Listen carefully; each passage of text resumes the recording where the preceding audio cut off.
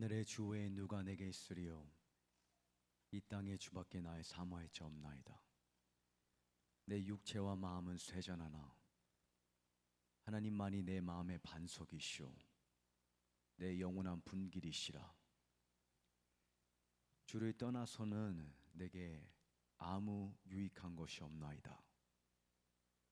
하나님, 지금 이 시간 엠마오로 가는 그 두 제자의 마음을 열어서 성경을 열어주실 때 그들의 마음이 뜨겁지 아니하더냐. 하나님, 성령께서 친히 이 시간 성경을 열어주십시오. 우리의 마음에 예수님을 향한 열정을 심어주십시오. 그리고 또한 이 자리에 육체적인 치유가 필요한 자에게 이 시간 육체적인 치유가 있을지어다. 예수님의 보혈로 몸 안의 모든 기관과 조직, 근육과 마디, 모든 세포를 이 시간 예수님의 보혈로 덮습니다. 말씀이 선포될 때 진리가 생명을 창조하게 하여 주십시오. 하나님, 이 시간 내적인 돌파가 필요한 자에게 성령께서 친히 마음을 위로하여 주십시오. 성령께서 친히 이사야 40장에 약속하신 것처럼 내가 너의 목자가 되어 친히 너를 내 가슴에 안고 고이고이 너를 인도하리라. 하나님, 가슴에 안아주십시오. 예수님의 심장으로 우리를 품어주십시오. 지금 이 시간 우리에게 지혜와 계시 영을 증가하여 주시길 기도합니다. 하나님, 이 공동체뿐만 아니라 지금 이 증평 지역 전역의 모든 교회를 위해서 기도합니다. 하나님, 각 교회를 축복하여 주십시오. 모든 성도님들의 삶 가운데 성령께서 친히 기름 부어 주십시오. 하나님, 당신의 교회를 이 땅 가운데 세우고 계심에 감사합니다. 내가 내 교회를 반석 위에 세우리니 음부의 권세가 등이 이기지 못하리라. 하나님, 당신의 교회를 강건케 하여 주십시오. 예수님의 이름으로 기도드렸습니다. 아멘. 제가 오늘 여러분과 함께 나누기 원하는 메시지는 제가 지난주 수요일날 여러분과 이제 합 앤 볼, 하프와 금대접이라는 이 실체가 요한계시록 5장에 어떻게 하나님께서 마지막 때 당신의 계획을 풀어가는 결정적인 요소로 이 예언적인 음악과 또한 하나님께서 원하시는 그 중보의 실체가 하나로 풀리는 것에 대해서 제가 여러분께 설명드렸습니다.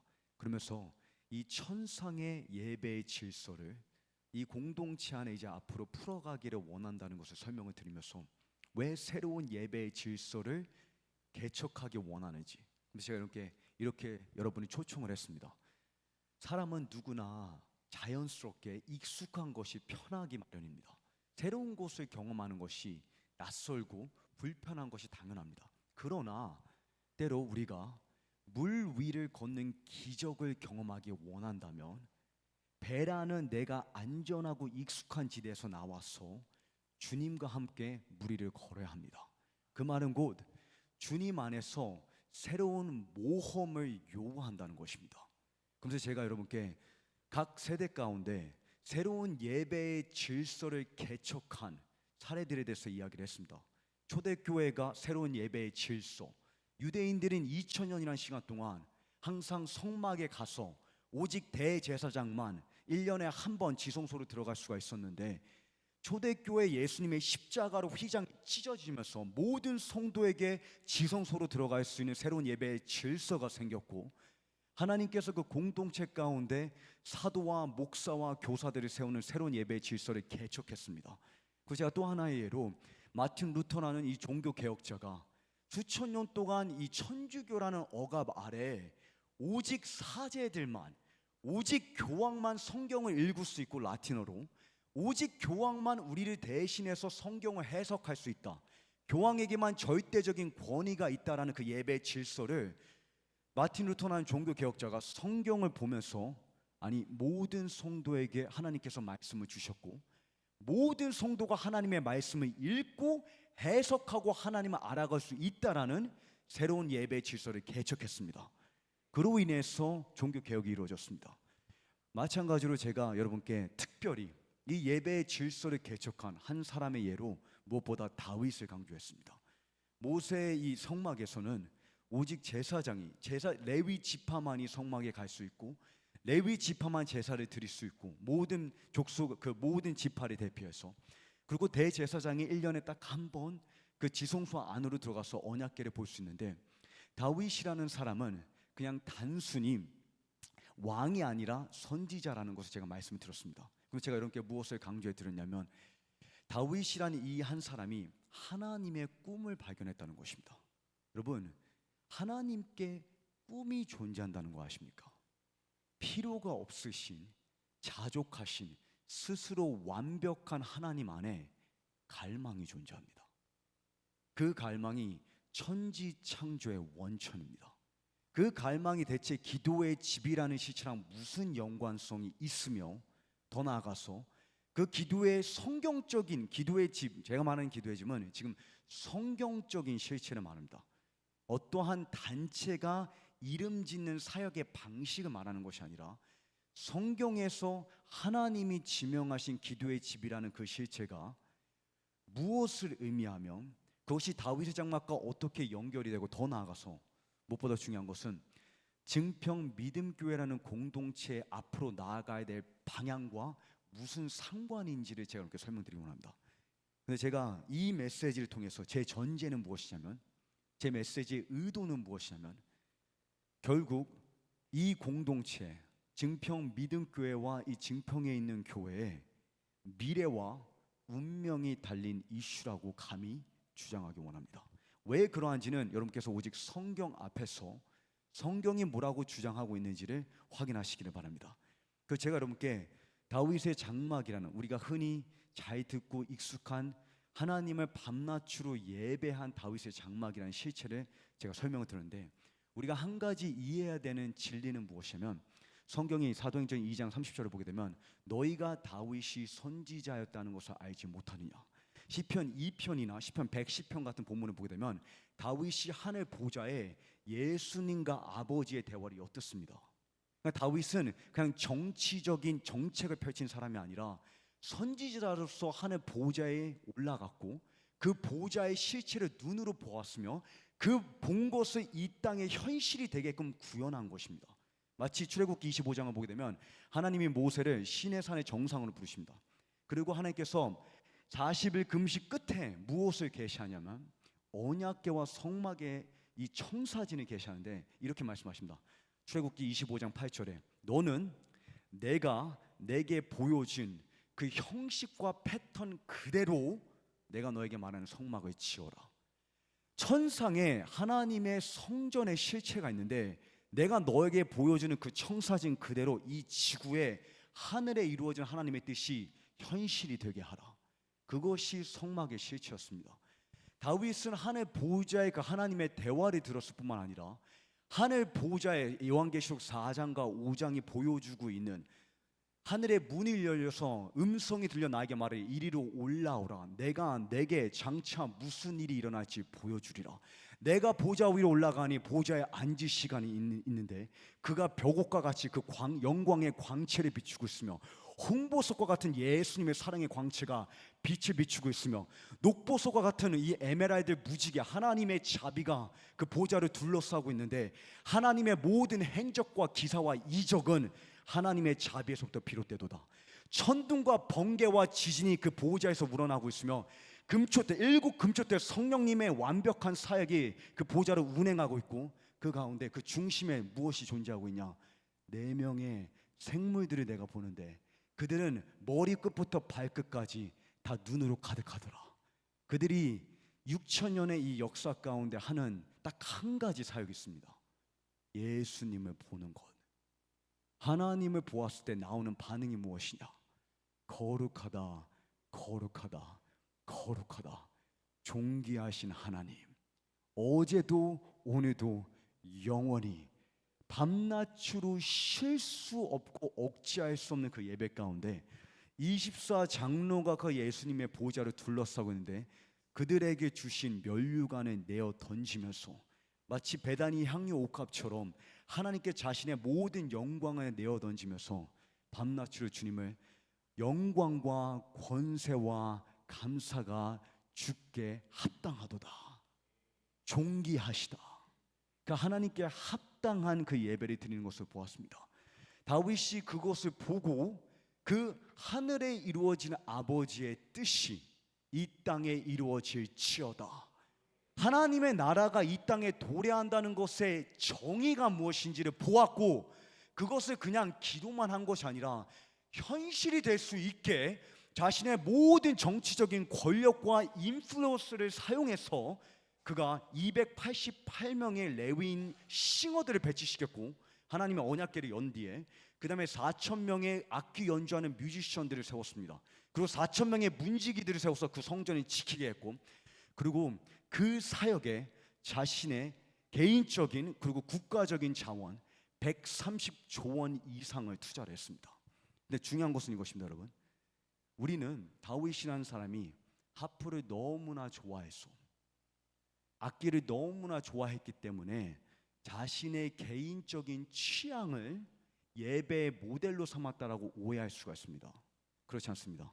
성경이 우리에게 보여주는 것은 이 새로운 예배의 질서가 다윗의 창의적인 아이디어가 아니라 사역적인 방식이 아니라, 무슨 말이냐면 이거 하면 젊은이들이 교회에 모인다, 이거 하면 다음 세대가 올 것이다, 어떻게 하면 교회를 발전시킬 수 있을까의 모델을 구상한 것이 아니라, 또는 개인적인 예배의 취향, 나는 장로교이기 때문에 이런 식으로 예배 드리는 게 좋고, 나는 침례교이기 때문에 꼭 우리는 침례를 해야 된다. 그러니까 자신의 개인적인 예배의 취향이 아니라 이것은 하늘에 이루어진 하나님의 뜻을 이 땅에 현실이 되게 하려는 하나님의 갈망입니다.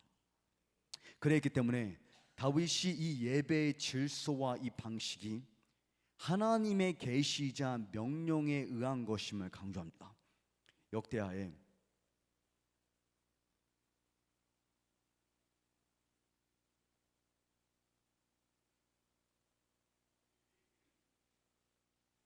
네, 여러분 제 지금 성경이 보이시나요?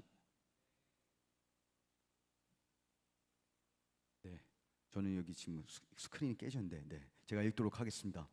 그는 여호와의 성전에 레위 사람들을 배치하여 다윗의 명령과 왕의 선견자 각과 선지자 나단의 지시에 따라 심벌주와 수금과 팔을 연주하겠습니다. 왜냐하면 이 이는이라는 단어가 결정적으로 절대적으로 중요합니다. 왜냐하면 여호와께서 그의 선지자들을 통해 주신 명령입니다. 다윗의 아이디어가 아니라 여호와의 명령입니다. 이것을 깨달았을 때 다윗이 24시간 밤낮 멈추지 않는 그 예배의 새로운 질서를 개척합니다. 그래서 성경을 보게 되면 이 4,000년의 이스라엘 역사 가운데, 그러니까 예수님 오시기 전 2,000년이죠. 2,000년이라는 이스라엘의 역사 가운데 7번의 부흥이 있습니다. 그것이 솔로몬 시대의 부흥이고, 여호사밧 시대의 부흥이고, 여호야다 시대의 부흥이고, 히스기야의 부흥, 요시야 왕 때의 부흥, 수르바벨의 부흥, 그 다음에 에스라와 느헤미야 시대의 부흥입니다.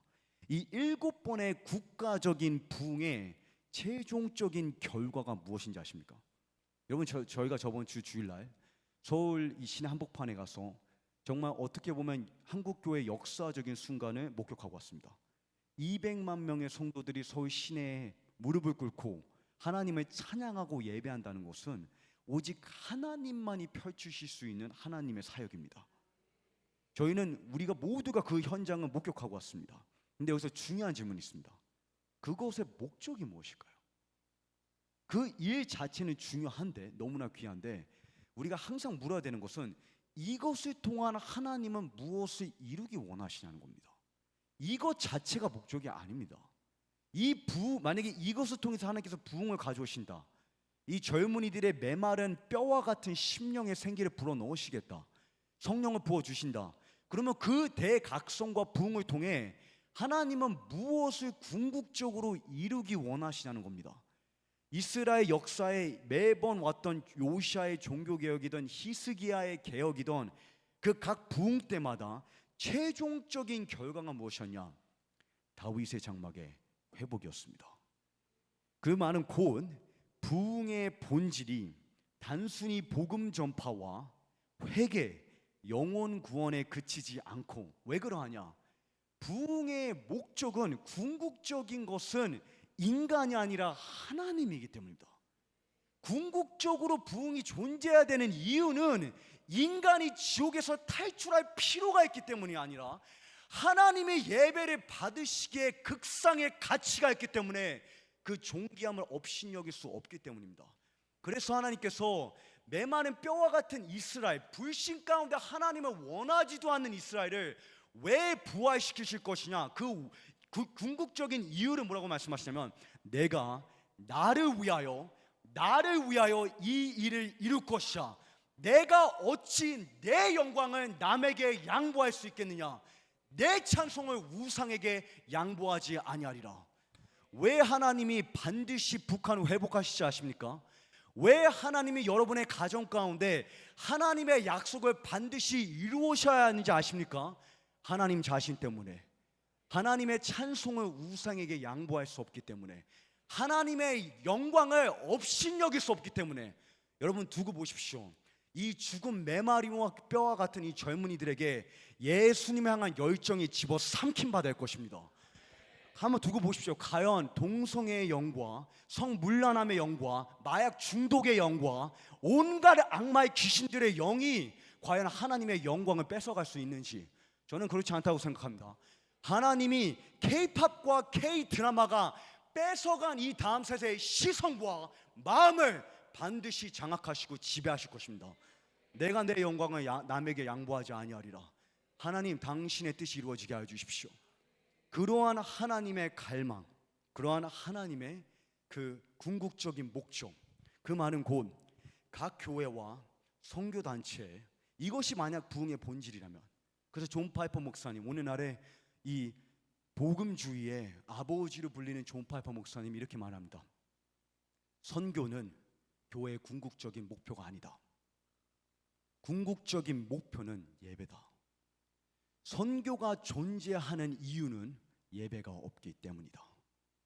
우리가 모든 미전도 종족을 향해서 반드시 나아가야 되는 이유는 인간의 필요 때문이 아니라 하나님의 가치 때문이다. 곧 이 시대가 끝나고 수천만 명의 모든 민족과 백성과 방언이 하나님 보좌 앞에 그 머리를 조아리게 될 때 더 이상 선교는 존재하지 않을 것이다. 그거는 일시적인 필요에 불과하다. 그러나 예배는 영원히 남을 것이다. 그러한 부흥의 본질 때문에 각 교회와 선교단체의 진지하고 실제적인 적용점을 요구합니다. 이 말을 진지하게 묵상하시고 들어봐 주셨으면 좋겠습니다. 증평 믿음교회가, 제가 지난 10년에서 한 20년을 보면 증평이 세 개가 증평이라는 그런 문구를 이야기하는데, 그 말의 의미가 무엇입니까? 그 말의 함축된 정의가 무엇입니까? 여러분께서 비전 센터를 지어야 된다고 말씀을 하시는데, 저는 비전 센터가 궁극적인 목표라고 생각하지 않습니다. 비전 센터를 왜 지어야 됩니까? 그냥 재정의 이슈가 아닙니다. 이거는 여러분이 비전 센터를 지어야만 하는 궁극적인 목적이 무엇입니까? 그러니까 이 진리가 지금 저는 여러분한테 하나의 중요한 신학적인 진리, 성경적인 인포메이션을 지금 전달하려고 하는 게 아닙니다. 여러분, 기도의 집이라는 신학적인 진리가 중요합니다. 지금 이게 요점이 아닙니다.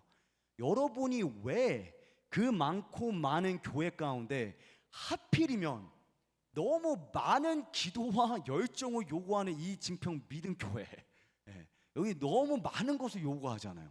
그냥 평범하게 신앙생활하기에는 너무나 많은 열정을 요구합니다. 그러한 이 공동체에 왜 속하셨냐는 겁니다. 근데 그것이 그냥 최복령 목사님의 비전이 아니라, 저는 푸른 마르고 꽃은 시들어도 절대로 사라지지 않을 절대적인 하나님의 말씀에서 발견하기 원합니다. 하늘과 땅은 없어져도 내가 너에게 한 말은 결코 사라지지 아니하리라. 그러면 제 말은 증평이 세계로, 세계가 증평이라는 비전에 성경의 정의가 무엇이냐는 겁니다. 저는 여러분께 그것을 보여드리고 구체적으로 그것이 기도의 집이라는 실체랑 무슨 연관성인지를 이해시켜 드리기를 원합니다. 제 개인적인 사역의 취향을 여러분께 설득시키려는 게 아니라 하나님의 갈망과 영원한 하나님의 꿈을 여러분에게 보여드림으로 여러분의 심령이 하나님의 꿈으로 지배당하기를 원합니다. 다윗이 말하기를 여호와의 전을 향한 그 열성이 나를 집어삼켰나이다. 견디지 못한 겁니다. 그 하나님의 꿈을 이루어드리지 않고서는 여러분이 그 한 사람이 되기를 간절히 소망해 봅니다. 자, 그렇다면 부흥의 본질은 이 천상의 예배가 이 땅에 현실이 되는 것인데, 그것이 다윗의 장막인데, 그러므로 이스라엘 역사의 모든 부흥의 최종적인 결과는 다윗의 장막의 실체가 회복되는 것으로 표현되었는데, 이것의 시발점이 무엇이냐? 이 모든 것은 하나님의 갈망에서 비롯됩니다. 시작이 없으신 하나님은 스스로 완전하며 그 어떠한 필요도 없고, 따라서 그 무엇에도 의존하지 않습니다. 이 기본된 진리를 우리는 진지하게 한번 묵상해 봐야 됩니다. 왜냐하면 우리는 많은 경우에 의도치 않게 막달라 마리아처럼 우리의 원래 의도는 예수님을 환영한 거였는데, 예수님을 환영해 놓고 막상 예수님 발치에 앉을 시간이 없습니다. 예수님을 섬겨야 된다는 분주함 속에, 그러니까 예수님이 뭔가 필요를 내가 공급을 해줘야 되는 대상으로 우리가 의도치 않게 오해하고 너무 많은 자원과 인력과 시간을 투자할 때가 있습니다.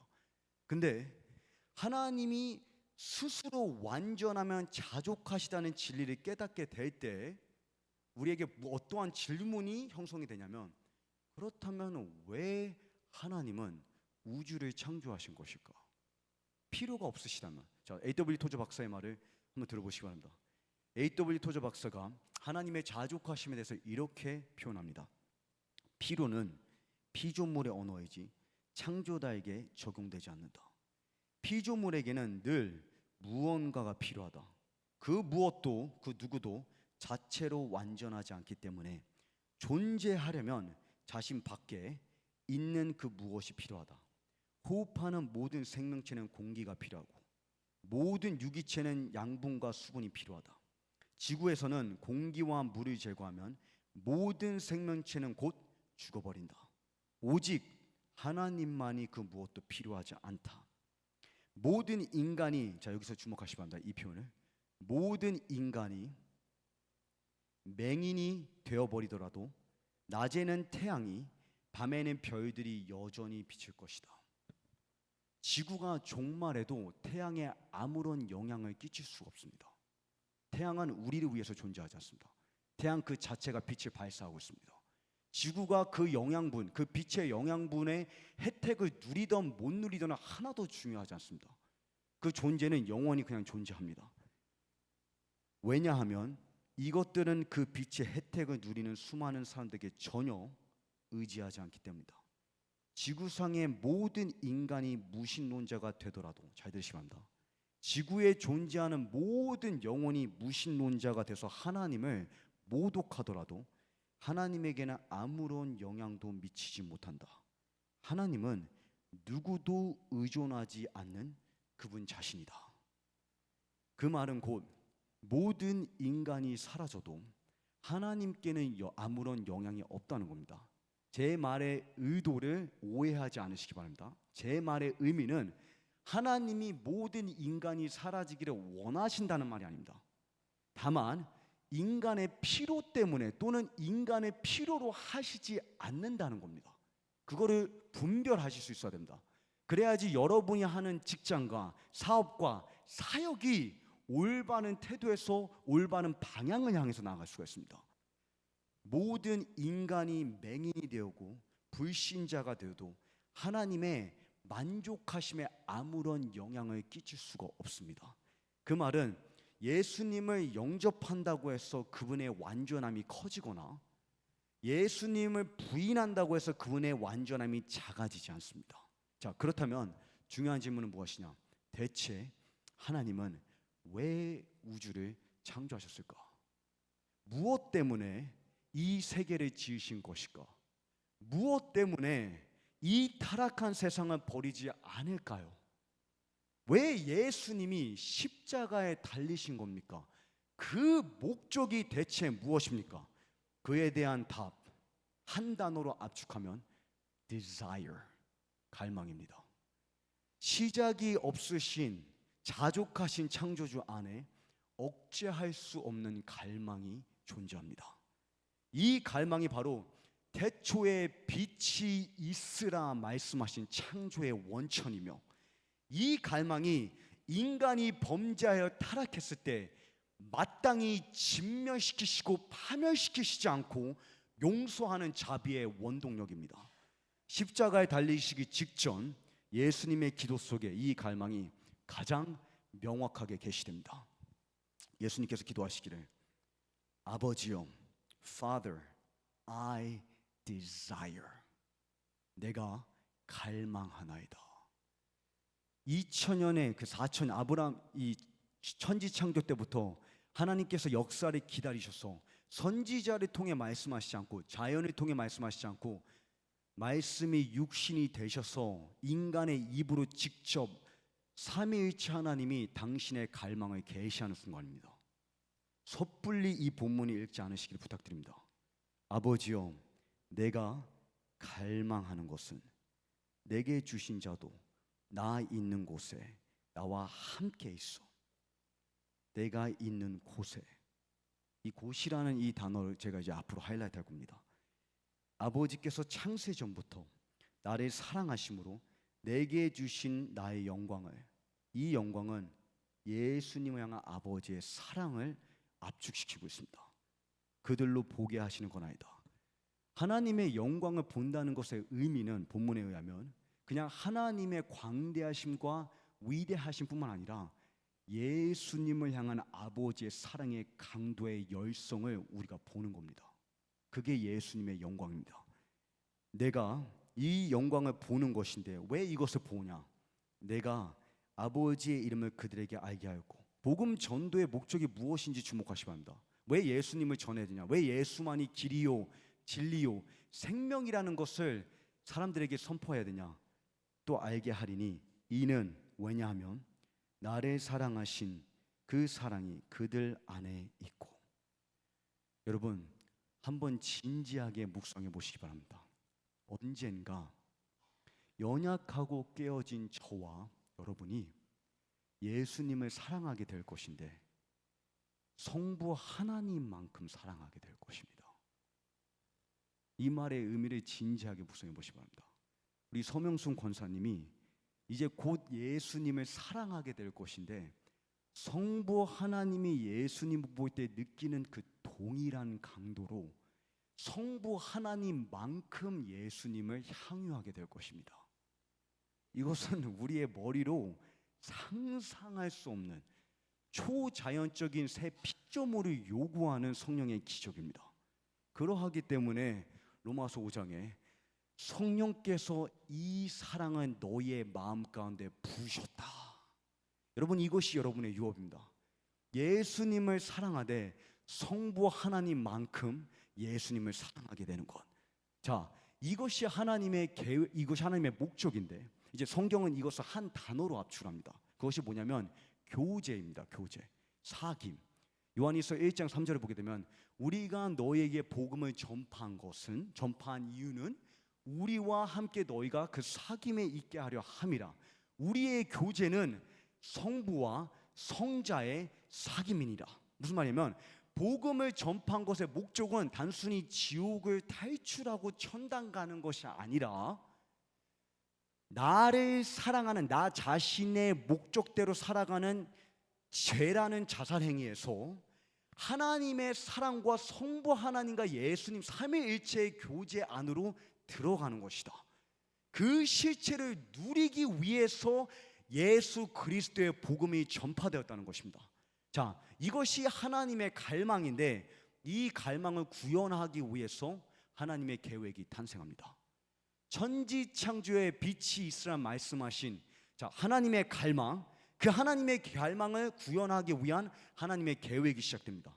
그 계획, 6,000년의 구원의 역사를 통해 하나님께서 기획하신 것이 있는데 그것을 한 단어로 압축하면 처소입니다. 처소, dwelling place.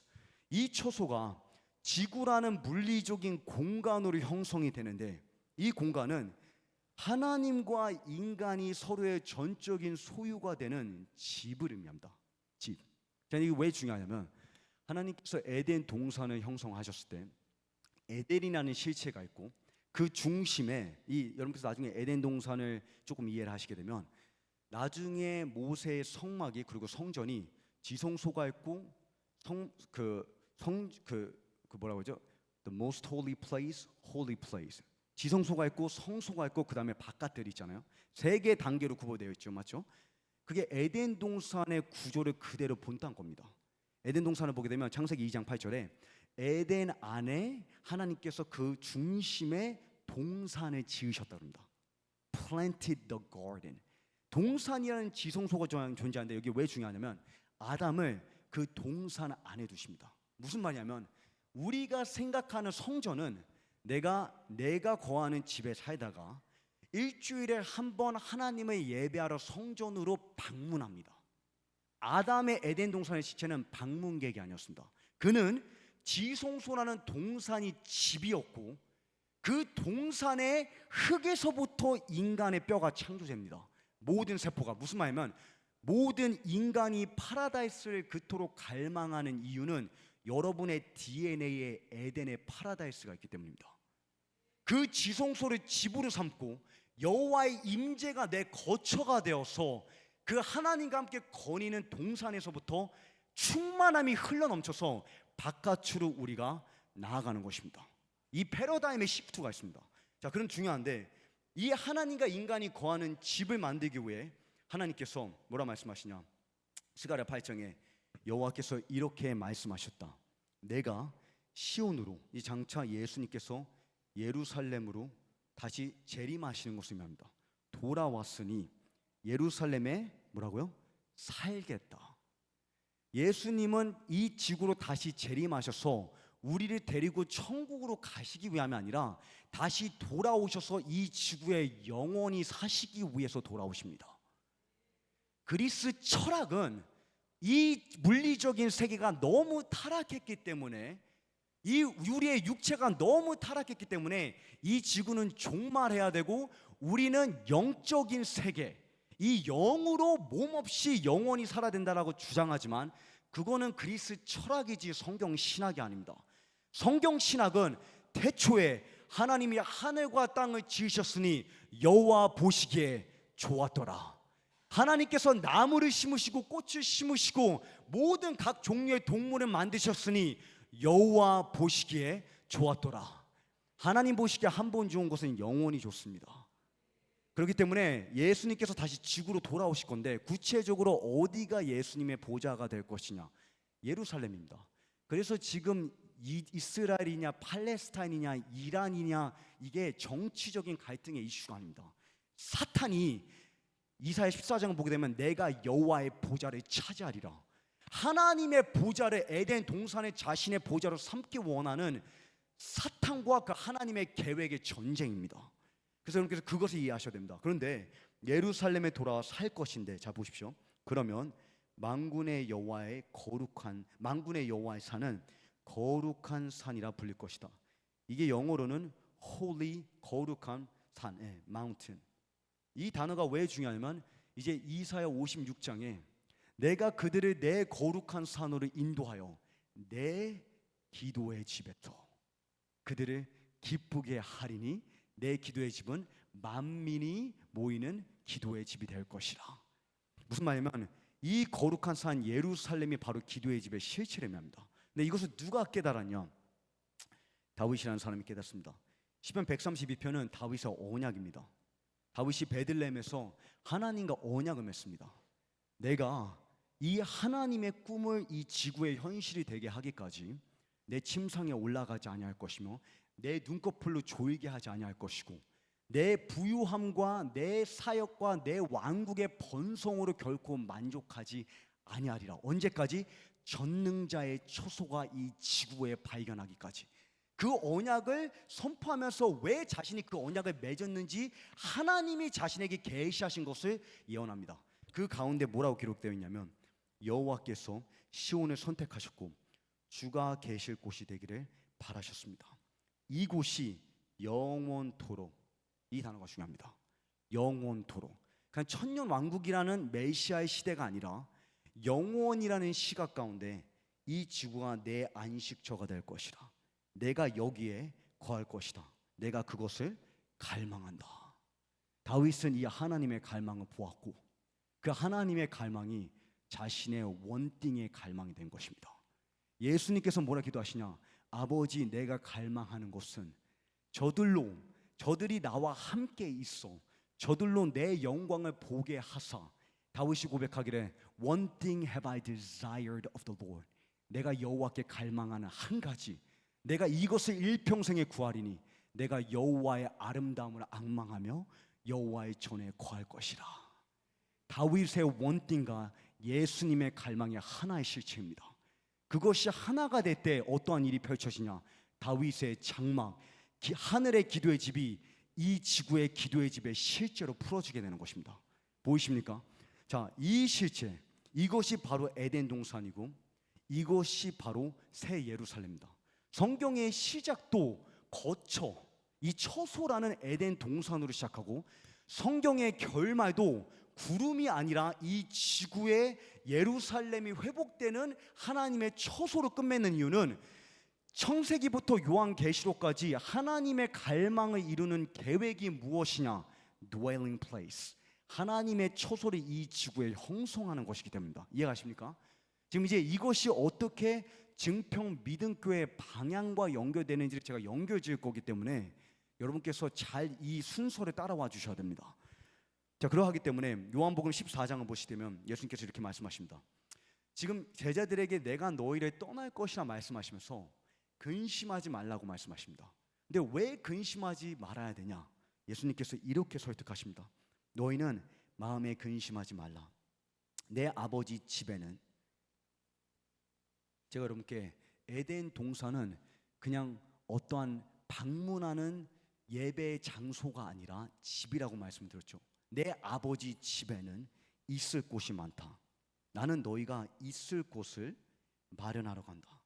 내가 가서 너희가 있을 곳을 마련하면 다시 와서 너희를 내게로 데려갈 것이다. 그러면 그러니까 하나님의 이 구원의 역사, 그것의 목적이 무엇인지를 지금 예수님께서 설명하시면서 왜 환난과 핍박과 적그리스도와 음녀 바벨론의 실체 가운데 세상이 흔들릴 때 너희가 염려하지 않을 수 있는지 그 원동력과 힘을 계시하는 겁니다. 지금 제가 여러분께 설명드린 이 진리는 그냥 그 중요한 진리구나, 그 성경 어디에 있는 하나의 진리구나 이렇게 이해하는 정도가 아니라 장차 우리의 삶 가운데 환난과 칼과 기근과 도둑질과 생명과 사망이 우리에게 임할 때 우리를 흔들리지 않게 할 수 있는 반석의 진리입니다. 내가 너에게 너희가 거할 곳을 마련할 것이다. 그리고 너희를 그곳으로 데려갈 것인데 그러면 내가 있는 곳에 너희가 함께 있게 될 것이다. 즉 구약과 신약, 예수님의 십자가와의 재림은 이 지구에 하나님과 인간이 함께 거할 처소를 짓기 위한 계획입니다. 그 말은 곧 이 지구가 장차 천국이 된다는 것을 의미합니다. 자, 에베소서 1장을 보게 되면 사도 바울이 복음의 핵심을 설명하는 가운데 이 하나님의 경륜을 계시합니다. 하나님의 계획, 그리스도 예수 안에 하나님이 태초 이전에 미리 세우신 하나님이 기뻐하시는 뜻, 목적을 따라 영어 표현에 according to his purpose, 하나님의 목적이 있죠. 그 하나님의 뜻의 비밀을 우리에게 알리셨습니다. 이는 때가 차면 그리스도 안에서 예수님 보좌가 하늘과 땅이 연합되는 그 중심지가 된다는 것이죠. 마치 언약궤가 예수님께서 하나님 뭐라 말씀하시냐면 하늘은 내 보좌요 이 땅은 내 발등상이라. 이 언약궤 위에 하늘과 땅이 연합하는 실체가 있었던 것처럼 그리스도가 다시 돌아오실 때 그 예루살렘 보좌에 하늘과 땅이 연합하는 실체가 풀어진다는 겁니다. 하늘에 있는 것들과 땅에 있는 것들을 모두 통일시키고자 하는 것이다. 그리스도 안에서 그분이 원하시는 의도의 대로 모든 일을 행하시는 분의 계획에 따라 하나님의 의도가 있고 그 속에 하나님의 계획인데 그것이 무엇이냐? 때가 차면 땅과 하늘을 통일하는 것이다. 보이십니까? 자, 이래서 성경은 이 스토리의 끝을 장차 예수님이 지구로 재림할 뿐 아니라 성부 하나님이 이 지구로 다시 오실 텐데 이 지구에 다시 오실 때에 이 지구가 새 예루살렘의 실체가 될 것입니다. 그 결말 요한계시록 21장에 그리고 나는 새 하늘과 새 땅 보이십니까? 장차 여러분 우리의 몸만 부활되는 것이 아니라 이 물리적인 세계도 부활할 것입니다. 여러분 이 증평이 저 보강천이 별 볼 일 없어 보이잖아요, 맞죠? 이 뒤에 있는 앙꼬이디산이 그렇게 아름답지 않죠? 예, 두고 보십시오. 장차 앙꼬이디산이 부활하는 날이 옵니다. 열방이 이 앙꼬이디산의 아름다움을 보러 올 것입니다. 저 보강천에서 생명의 강물이 터져 나올 겁니다. 한번 두고 보십시오. 저 메마른 요단강 같아 보이는 저 사해 같아 보이는 보강천이 생명의 강물이 흘러나오는 부활하는 실제가 풀어질 것입니다. 그때가 되면 여러분이 그 보강천 옆에 베릴 그 대성 베릴 아파트에 살려고 안간힘을 쓰실 거예요. 아마 하나님께서 여러분의 신실하심을 기억하시고 이 증평에 그 여러분이 영원히 거할 집을 지어 주시기를 바랍니다. 네, 아멘이 안 나오시는 분들이 계세요 지금. 네. 네, 제 말의 포인트는 무엇이냐면 이 새 땅이라는 실제를 이해하시는 것이 굉장히 중요합니다. 왜냐하면 우리의 육체는 물리적인 세계를 위해서 창조되었기 때문에 허공 위에서 영원한 시간을 보낸다는 이 끔찍한 상상을 견딜 수가 없습니다. 여러분도 저도 만약에 영원한 세계에 대해서 별 관심이 없다면 그 이유는 무엇이냐면 천국을 생각할 때 우리 머릿속의 이미지가 너무 지루하기 때문입니다. 끔찍하게 지루하기 때문입니다. 근데 여러분 생각해 보시기 바랍니다. 그게 말이 된다고 생각하십니까? 요즘 젊은이들이요 자기 전 재산 다 팔아서 미국의 요세미티 국립공원에 그 공원을 보겠다고 찾아갑니다. 미국의 그랜드 캐니언 그 아름다운 전경을 보고 싶어서 스위스의 알프스 산맥을 한번 보겠다고 자기 차 팔고 직장 때려치고 여행 갑니다. 왜 그렇게 여행에 미치는지 아십니까? 우리 내면의 파라다이스를 위해서 창조되었기 때문입니다. 근데 생각해 보시면 안다. 스위스 알프스 산맥을 누가 만들었습니까? 요세미티 공원에 그 하나님의 이 자이언 세코아 나무나 그 계곡과 그 강물과 그 폭포수와 그 단풍은 누구의 아이디어입니까?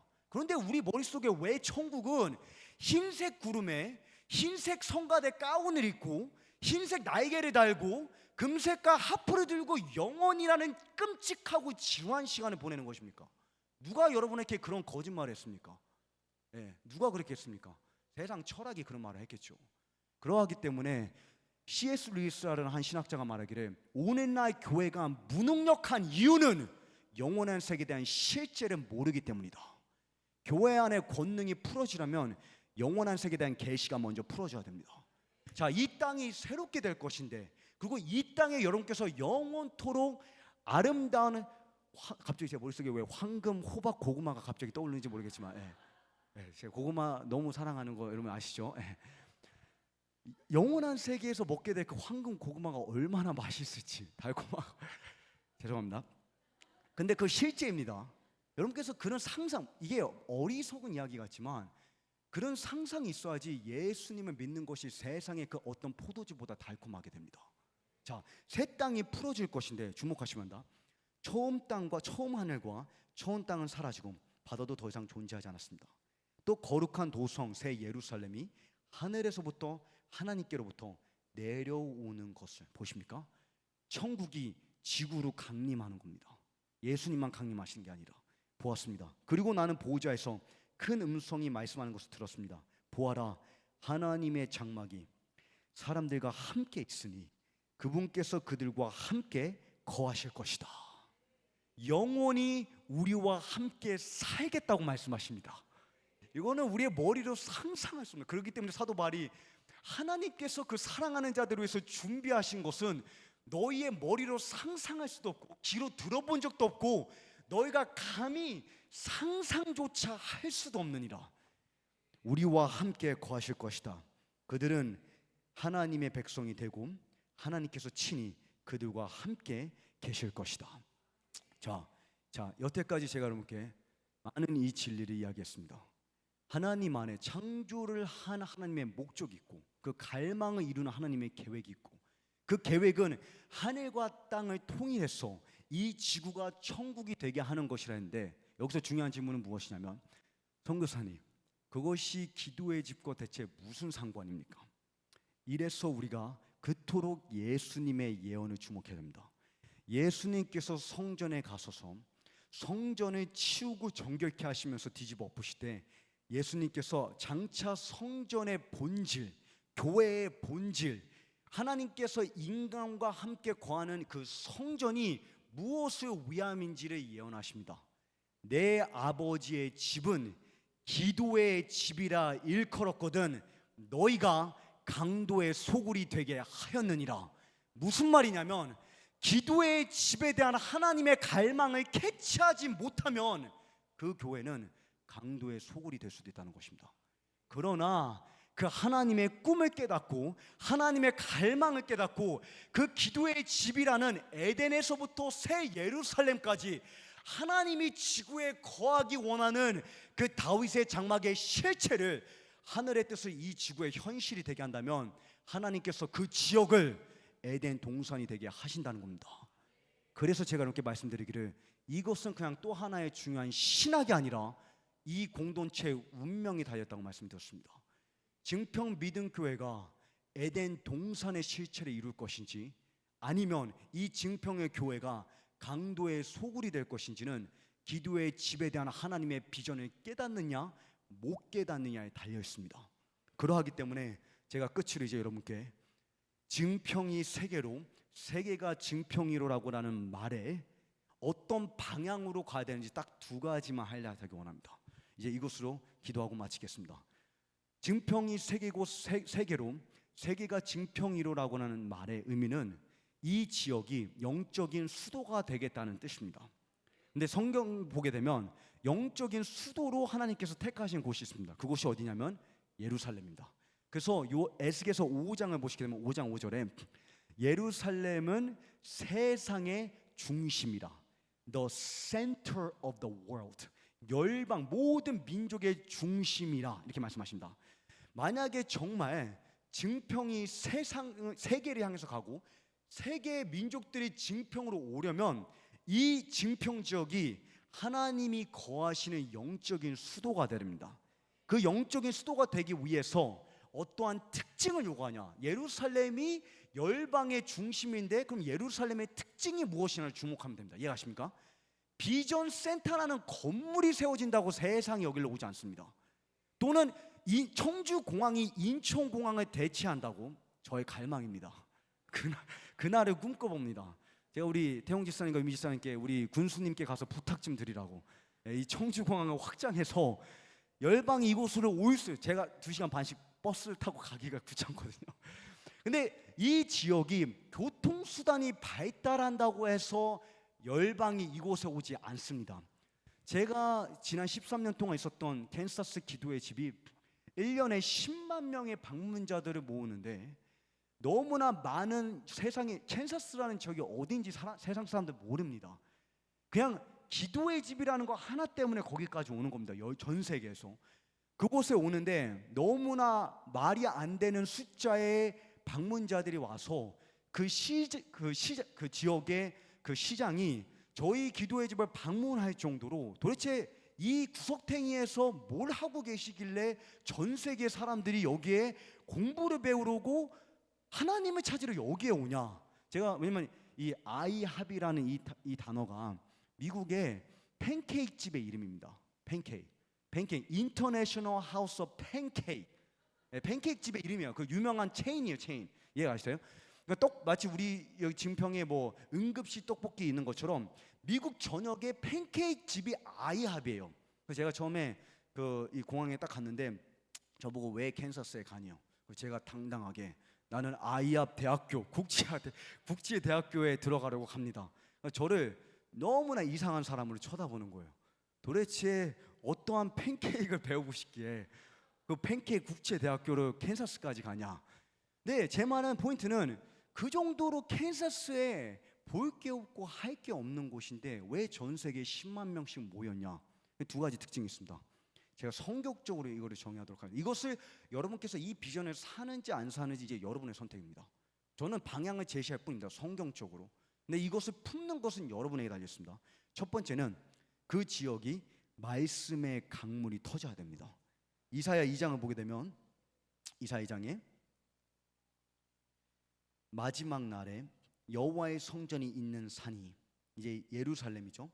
모든 산들 위에 우뚝 서고 언덕들보다 높이 솟아 모든 민족이 열방이 그리로 물밀듯 몰려올 것이다. 보십니까? 열방이 증평으로. 이 문구가 이 성경에 근거합니다.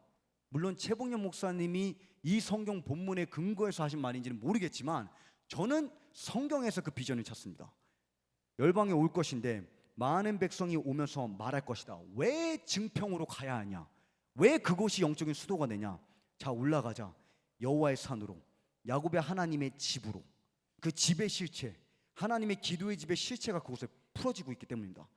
그분이 우리에게 그분의 길을 가르쳐 주실 것이니 율법이, 다시 말하면 말씀이, 하나님을 아는 지식이 시온에서 보십니까? 증평에서부터 하나님을 아는 지식의 우물이 터져야지만 열방이 그 생명수의 강물을 마시기 위해서 이곳에 오는 겁니다. 시온에서 나오고 하나님의 말씀이 예루살렘에서부터 나온다. 보십니까? 첫 번째는 최봉영 목사님의 말씀이 아니라 증평 믿음교회 성도님들의 말씀의 깊이가 이제는 깊은 우물로 파고 들어가야 됩니다. 그러할 때 전 세계 공동체와 선교단체와 교회들이 보고 저 공동체 도대체 뭐하고 있길래 저 성도들의 말씀이 하나님 아는 지식이 저렇게 깊냐. 우리 저기 가서 여호와의 율법을 배우자. 이해가십니까? 여러분 안에 그 비전을 품으시길 바랍니다. 두 번째, 제가 말하는 기도의 집의 실체입니다. 무슨 말이냐면 예배의 우물이 터져야 됩니다. 말씀의 우물이 있는 곳에는 하나님을 아는 지식이 빛을 비추기 때문에 하나님에 대한 영광에 사로잡히면 거의 마땅한 반응은 예배입니다. 그래서 말씀이 풀어지는 곳에는 항상 예배의 기름 부으심이 함께 임합니다. 만군의 여호와께서 이렇게 말씀하시다. 그 후에 많은 백성이 여호와의 여러 성읍에 사는 사람들이 몰려올 것이다. 보십니까? 열방이 증평으로, 열방이 세계가 증평으로. 지금 이 사람들이 몰려오는 실제가 풀어진데 우리가 빨리 가서 만군의 여호와를 찾고 여호와께 가서 기도하자. 서로 나도 가자 할 것이니 많은 백성들과 강한 사람들이 만군의 여호와를 찾고 여호와께 하나님의 임재가 그 자리에 있기 때문에 저 멀리에서 기도 왜 못합니까? 그런데 그곳에 가면 기도의 기름 부으심이 있다.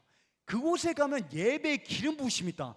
그곳에 가면 밤낮 쉬지 않고 성문이 열려 있는데 다윗의 장막에 예언적인 음악이 풀어지고 있다. 그곳에 가서 우리 그곳에서 기도하고 하나님 예배하러 가자. 하나님께서 이 지역에 그 왕의 대로를 여시기를 기대해 봅니다.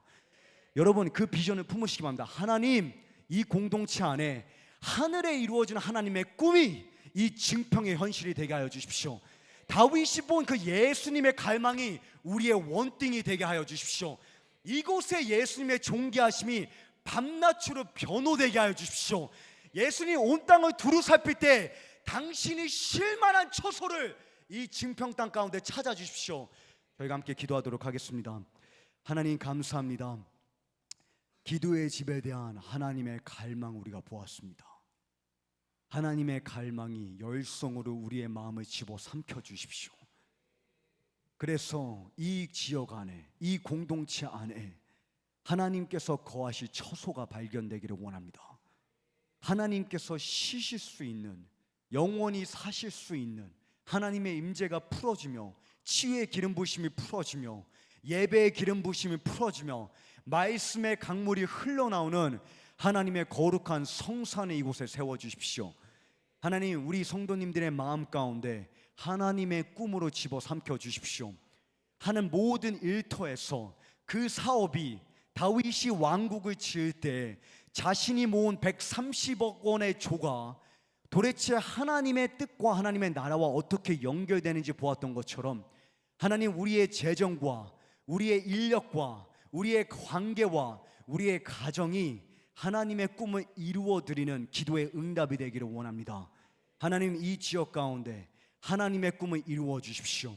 우리가 그러한 처소를 마련하기를 원합니다. 하나님의 열성을 불지펴 주십시오.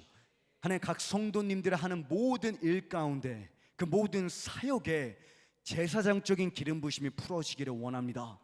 에덴 동산의 실체가 풀어지게 하여 주십시오. 각 가정마다 하나님의 동산이 이루어지게 하여 주십시오. 각 사업체에 하나님의 에덴의 실체가 풀어지게 하여 주십시오. 그곳에 들어가면 여호와께서 이 동산에 거느리신다는 소문이 퍼지게 하여 주십시오. 예수님의 이름으로 기도드렸습니다. 아멘.